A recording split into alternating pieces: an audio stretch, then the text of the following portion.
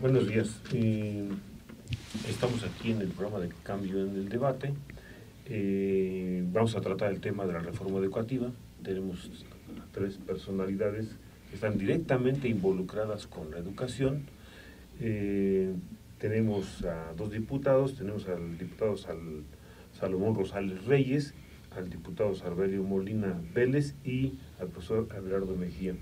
Entonces, pues queremos sacar el mejor provecho, buscar cómo pudiéramos sacar, decíamos previamente en el programa, antes de empezar el programa, cómo pudiéramos acercar todas esta polarización tan grande que existe, que ha ocasionado detenciones, golpeos, bloqueos, muchas cosas, ¿no? Entonces, ¿cómo pudiéramos acercar esto para bien de esto? Entonces, a mí sí me gustaría que rápidamente como que se presentaran, a lo mejor así en el orden que los mencioné, Salomón, Sarbelio y Abelardo.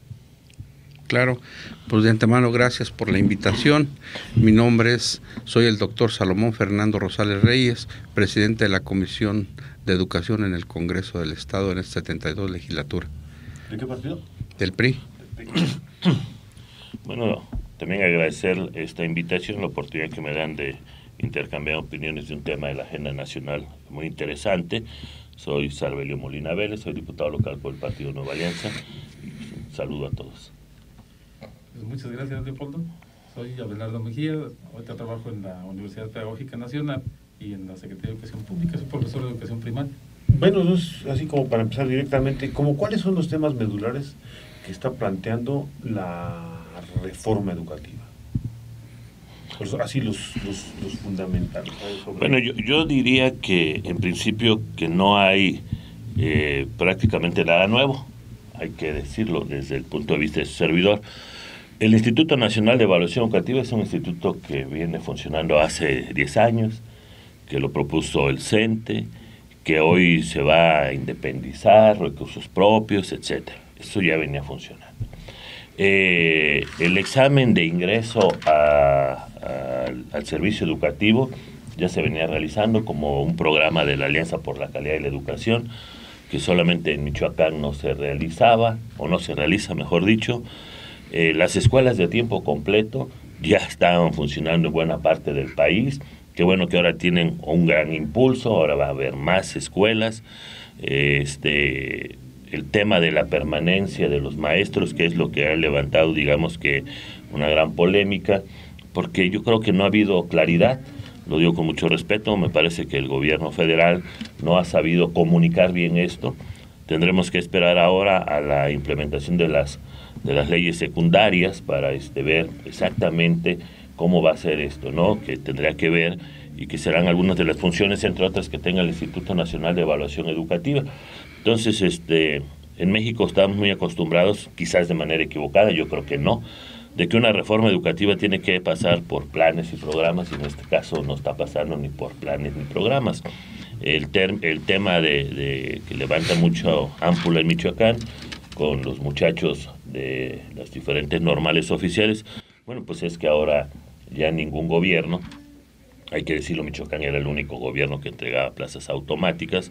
Hay que reconocer el esfuerzo de 3 administraciones anteriores, de Leonel Godoy, de Lázaro Cárdenas y de Víctor Tinoco, que vinieron entregando estas plazas, porque hay que decirlo, hay quienes le quieren, y lo digo aquí delante de mi amigo Abelardo, quienes le quieren colgar esto al PRD, y eso no es cierto.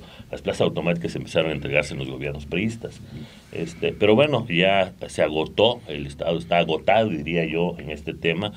El tema económico es muy fuerte actualmente, hay un déficit de más o menos 4,000 millones de pesos en educación, y yo espero que transite la reforma por el bien de la educación de Michoacán.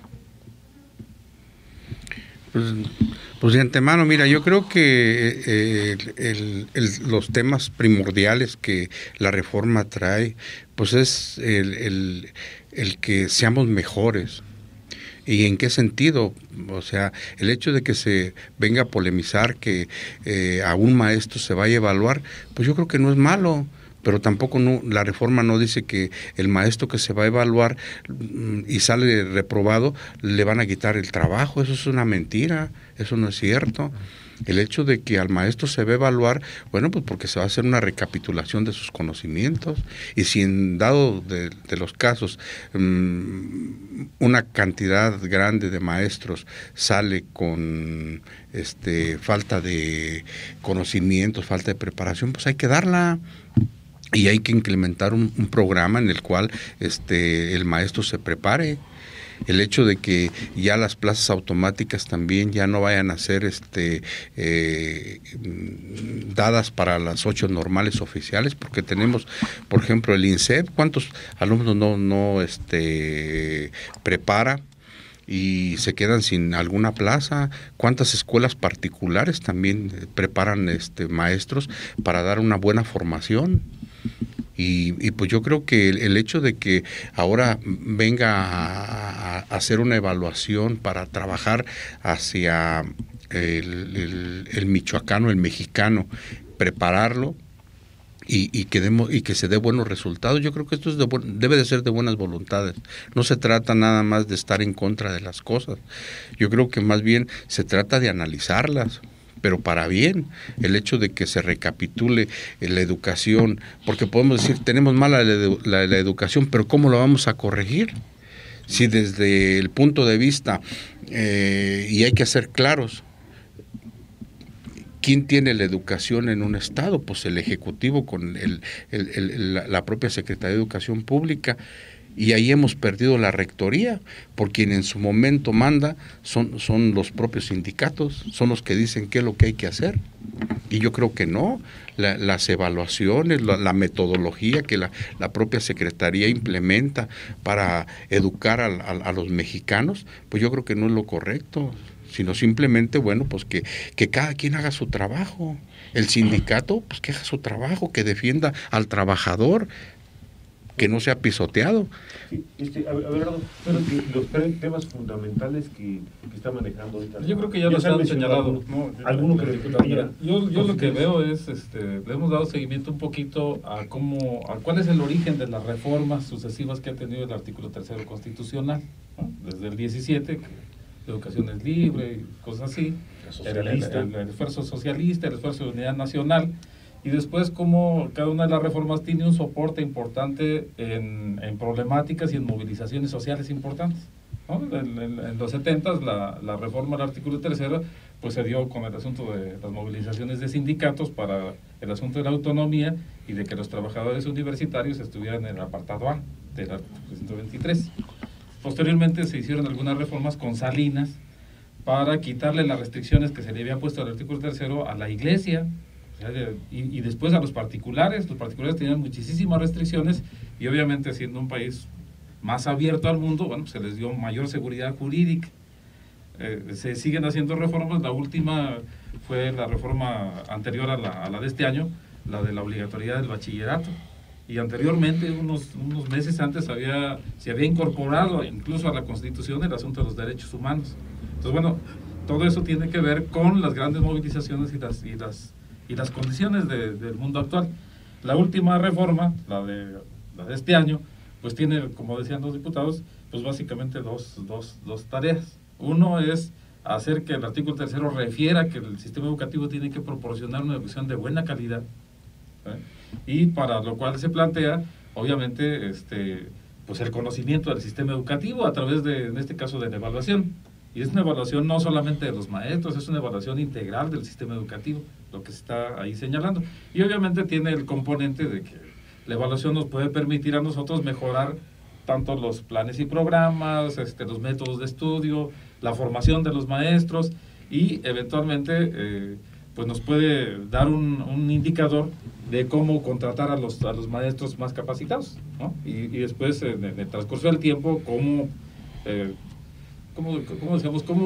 proveerles de la información y de la capacitación necesaria para que sigan estando a tono con los tiempos actuales. Creo que esa es la necesidad que está planteando el artículo 3, la reforma del artículo 3, porque la reforma educativa, la reforma de los planes viene de años atrás, ya lo decía Salvelio. En el 2004 se planteó la reforma de secundaria, que sigue siendo un problema muy serio en el país. O sea, los maestros de técnicas y de generales en las grandes ciudades tienen condiciones muy difíciles para trabajar con cientos de alumnos cada quien. No es así en los otros niveles que tienen sus propias particularidades. Por ejemplo, en telesecundarias, ahí el problema, como casi en todo el sistema educativo, es la infraestructura educativa. Los de telesecundarias no tienen a veces ni televisores, no hay ni energía eléctrica. Y creo que ese es uno de los puntos que se están poniendo sobre la mesa en este momento, cuando se señala, bueno, pues ¿por qué quieren empezar con la evaluación de los maestros y primero tenemos que tener condiciones básicas para que los niños y los maestros pues transiten en las escuelas de una manera mucho más adecuada? Ese es uno de los puntos, creo que están ahorita en el debate, y como decía Sarbelio, pues no nos alcanzan en los presupuestos de los sistemas educativos estatales ni el nacional, no nos alcanza para resolver esas necesidades. Entonces, bueno, los maestros obviamente van a decir, oye, primero resuelve eso y después ve lo de nosotros. Obviamente también hay razón en quienes dicen que los maestros necesitamos capacitarnos, ¿no? Eso es obvio. Los maestros, desde que me acuerdo, dicen que el enfoque de la educación permanente, no solamente para los maestros, sino para toda la gente, es muy importante. Y eso los maestros lo sabemos. Todos los maestros sabemos que necesitamos capacitarnos. Y ahí también hay algunas oposiciones en cuanto a cómo debe ser la capacitación. A mí no se me salta ahorita algo que se maneja ahí en la reforma, que habla sobre involucrar a los padres de familia en la gestión y mantenimiento de las escuelas. Claro. A mí me salta eso, ¿no? O sea, es una de las cosas que también están, creo que, poniendo en la discusión, pues ahora los maestros disidentes, ¿no? Yo, si me permite, primeramente reconocer, porque Abelardo no lo quiso decir, dice, y trabaja en la Secretaría de Educación. Abelardo es un experto en el tema educativo, él fue subsecretario de Planeación, creo que 10 años o más. Entonces, Abelardo conoce muy bien el tema, esto que estás tocando, el tema de la infraestructura. Primero, yo quiero decir, el tema de la actualización, de la capacitación de los trabajadores de la educación docentes de todo el país es una responsabilidad de la Secretaría de Educación Pública y de las Secretarías de los Estados. Es su obligación constitucional. Como toda empresa, tiene la obligación de capacitar a sus trabajadores y que desgraciadamente en este país no se ha dado en los términos que se requiere. Si comparamos lo que en los países miembros de la OCDE, lo que se invierte en capacitación para maestros, $100, $200, $300 anuales por maestro, en México no llega ni a $50 el tema de la capacitación. Y esto es muy fácil, si entran a la página de la Secretaría de Educación Pública, van a ver el presupuesto que maneja la Secretaría de Educación para capacitación y actualización. Si mal no recuerdo, ojalá y no me equivoque, no van más allá de 500, 600 millones de pesos anuales para 1.200.000 docentes del país. Es muy fácil hacer la división y sabemos cuánto le destino. Es una responsabilidad del Estado mexicano. Y la otra responsabilidad, lo que comentas, el tema de la infraestructura. Yo recuerdo una declaración de Abelardo de hace varios años, siendo nuestro secretario, y decía que en Michoacán se requerían más o menos, espero no equivocarme, 7,000 millones de pesos para tener más o menos las escuelas de educación básica en ciertas condiciones. Entonces, esa es otra obligación del Estado mexicano, mantener en mejores o en buenas condiciones, bueno, vamos a poner en mínimas condiciones, los centros escolares. Entonces, los maestros tienen parcialmente la razón cuando dicen, primero, no nos han capacitado suficientemente. Segundo, no nos dan las condiciones necesarias en nuestro centro de trabajo para que haya una educación de calidad y ahora nos quieren evaluar. O sea, yo no estoy peleado con la evaluación. Lo que pasa es que en este país la cultura de la evaluación, como la cultura de la denuncia, es muy poca. ¿Sí? Entonces creo que esto que quieren involucrar a los padres de familia para que gestionen recursos para la escuela, el INEGI está levantando y dicen que en diciembre van a entregar el resultado de cuáles son las condiciones de la infraestructura escolar del país. Bueno, pues se van a encontrar que más de las 200,000 escuelas de educación básica que hay en el país están en pésimas condiciones. Y para eso se va a requerir miles y miles de millones de pesos. Ojalá el Estado mexicano los tenga para que a partir del 2014 se empiece a ver que las escuelas están en mejores condiciones. Que los padres de familia le entren para esto. ¿En qué estado del país no le han entrado?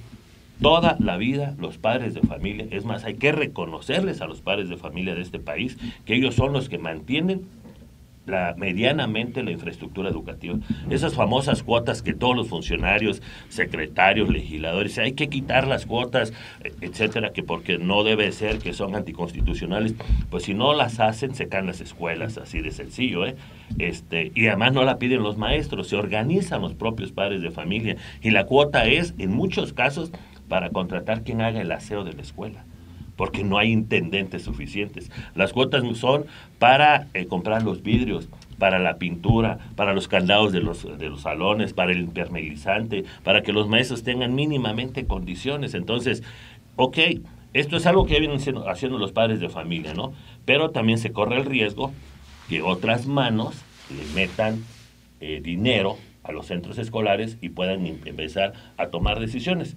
Más o menos algo así como cuando dicen que en campañas hay grupos interesados en meterle dinero a las campañas políticas de los partidos, obviamente, ¿no? Entonces yo creo que son dos circunstancias. Las multinacionales, ¿no? Que meten ahí sus...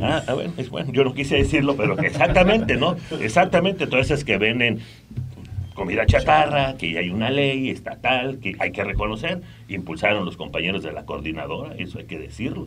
Sí, ellos hicieron en el tiempo de Jorge Cázares algunos trabajos en ese sentido, pero que finalmente no se realizan, ¿no? Entonces, dos cuestiones: infraestructura, capacitación y actualización, responsabilidades del Estado mexicano y que no ha cumplido. Perfecto. Nos vamos a un corte, ahorita le damos la palabra al compañero.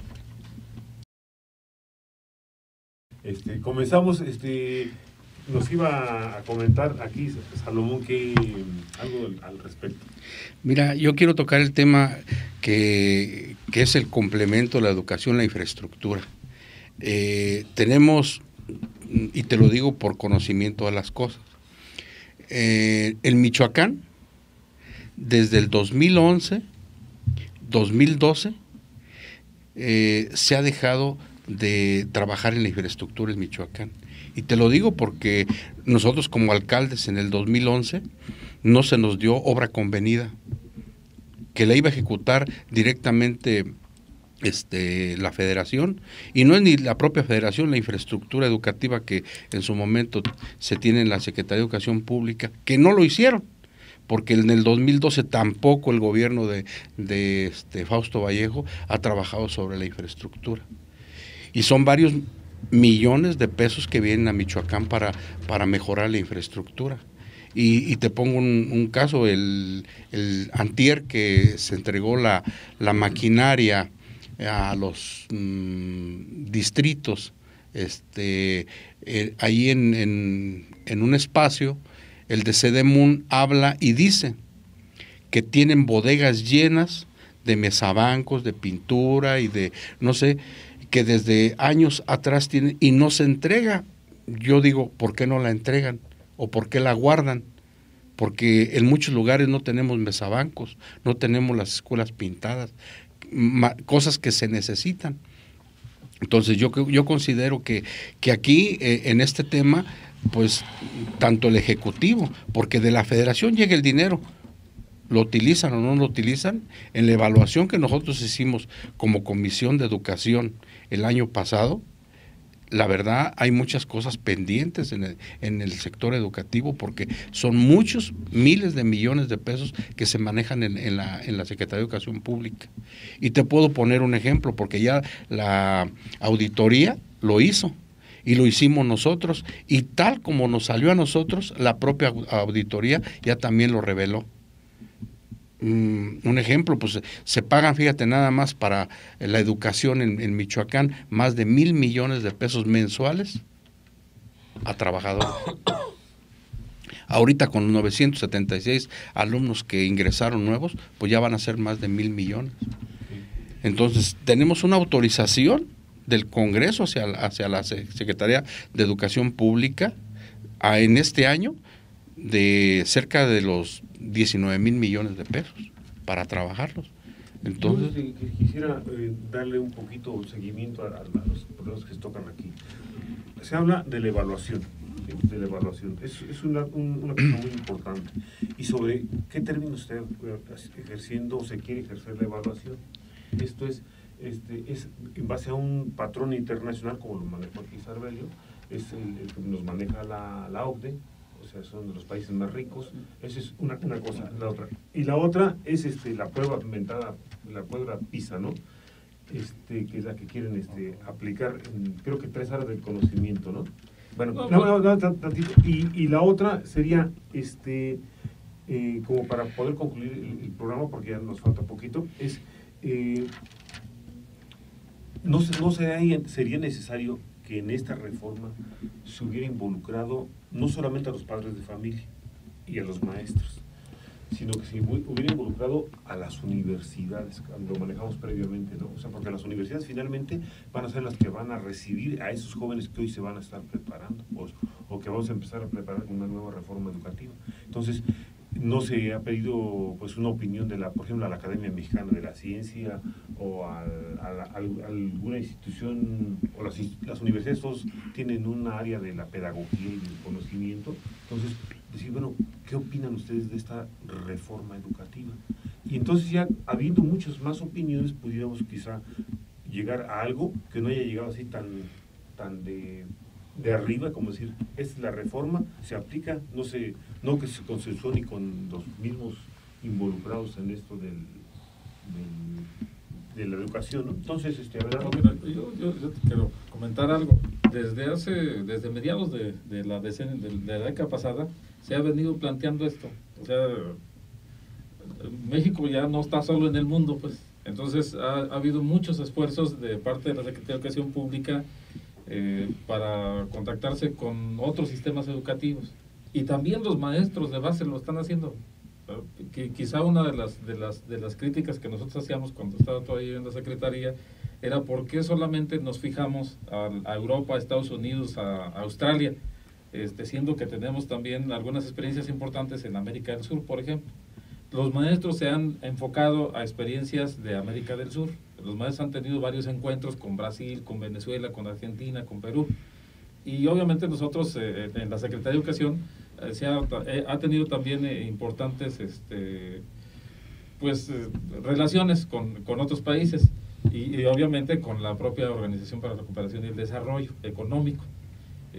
Quienes han hecho algunas sugerencias sobre cómo poder mejorar el asunto en México, y entre las sugerencias que ellos han hecho, pues tiene que ver con el uso de la evaluación para la mejora del sistema educativo. No están diciendo el uso de la evaluación para castigar ni para premiar, es para mejorar el sistema educativo, la preparación de los maestros, como decía Sarbelio, la reorganización de los propios planes y programas, para no hablar del currículum.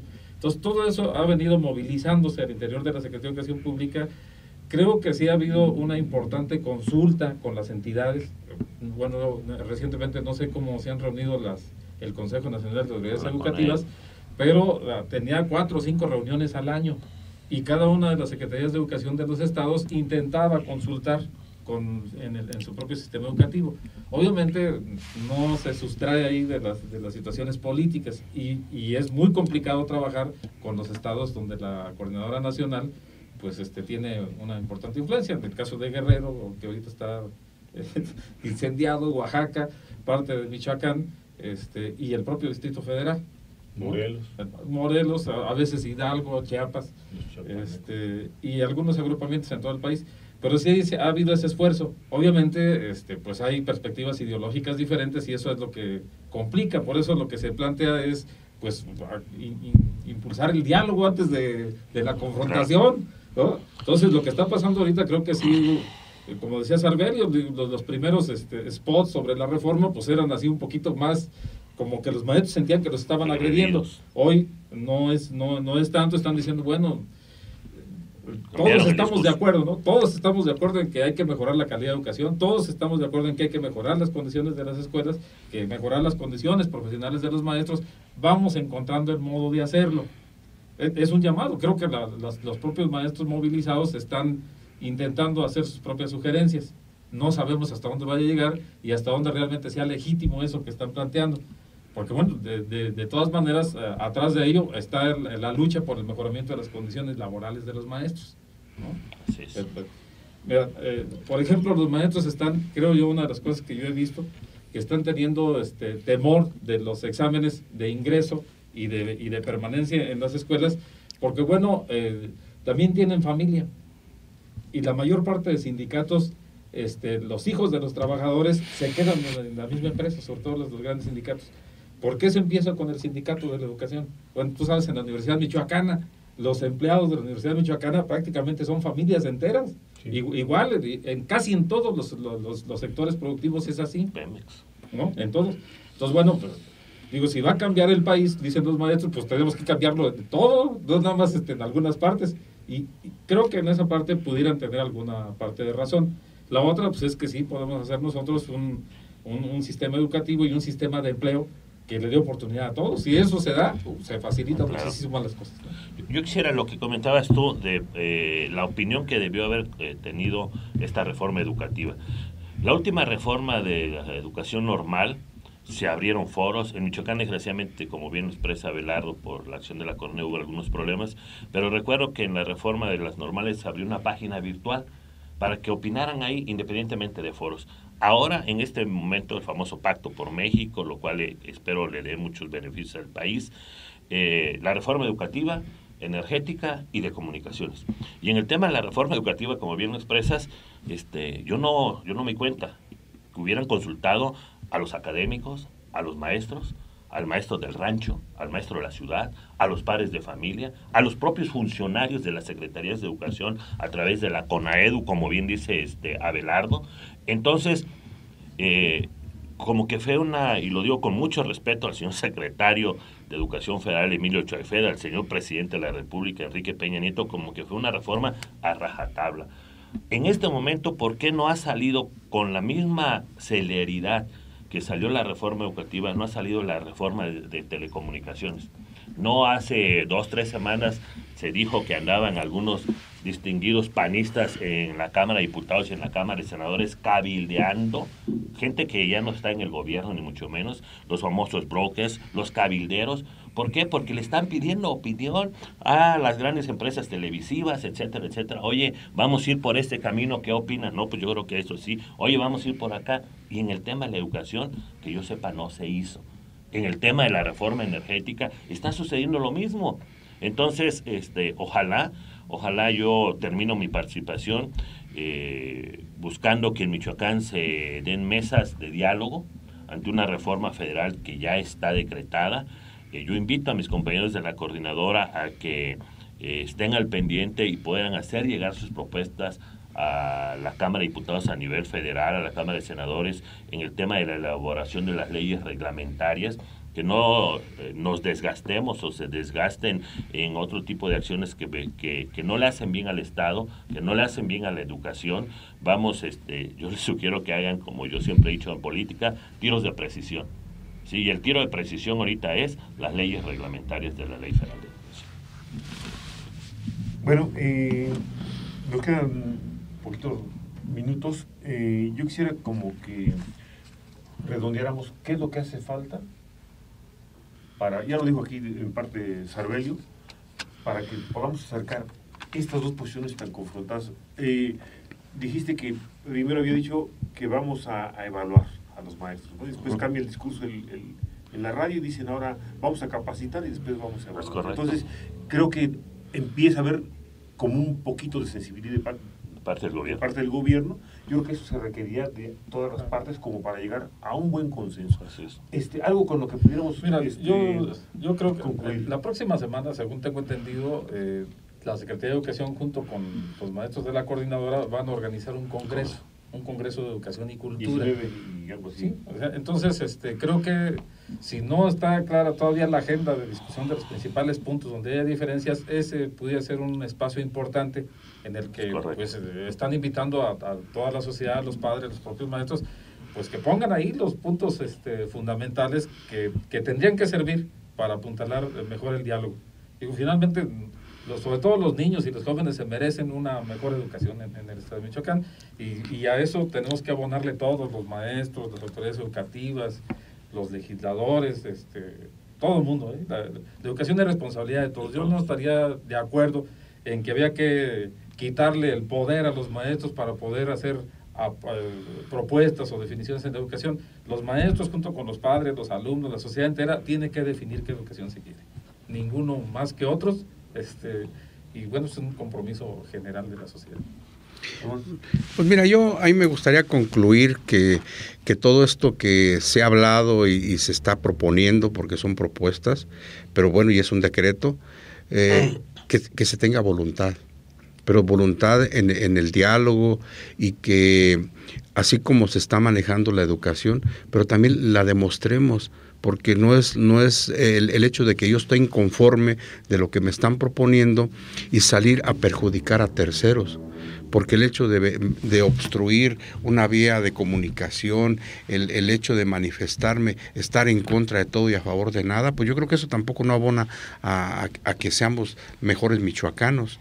Más bien yo creo que como se está comentando, el hecho de hacer un foro o hacer los foros que sean necesarios para construir lo que necesita Michoacán y lo que necesita México, porque a través del diálogo es como podemos construir las cosas, y que se invite a todos los que en su momento están involucrados en la educación. Yo creo que esto nos abonaría en muchísimo, ¿sí?, para poder tener una educación mejor en Michoacán. Yo solamente, igual que Abelardo, creo que este congreso que está organizando el gobierno del Estado a través de la Secretaría de Educación con la Coordinadora Nacional de Trabajadores de la Educación es un buen espacio para la discusión, para el análisis, para la reflexión, para la propuesta. Insisto, hay que direccionar la acción a la opinión sobre las leyes reglamentarias para que sea considerada la opinión de los maestros, así como lo hizo Gabino Cue, como lo hizo Rivera, el gobernador de Guerrero, que fueron acremente condenados, pero yo creo que bueno, ellos están buscando la manera de resolver el problema en el Estado y esperando que Michoacán no se convierta en un Guerrero en los próximos días por el bien de la educación. Sí, exacto. Bueno, pues nos despedimos, muchas gracias a todos. Y yo creo que esto da como para otra discusión. Yo creo que a lo mejor ver la posibilidad de que la semana que viene nos pudiéramos juntar con algún dirigente de la sección de la coordinadora para discutir las estrategias que se pueden seguir. Yo creo que estaría bien con alguien de ellos, pero después del congreso de ellos, porque ellos ya van a tener, digamos, que algunos resolutivos. Muy bien. Entonces yo creo que después de eso, bueno, pues llegamos a estas conclusiones, ¿no? Perfectísimo. Y yo creo que estaría bueno, mejor. pues muchas gracias. Sugerencia. Esperemos que acerquemos estas confrontaciones tan álgidas, ¿no? Sí. Por el bien de nuestros muchachos, nuestro país y todos en general. Gracias, buen día. Al contrario.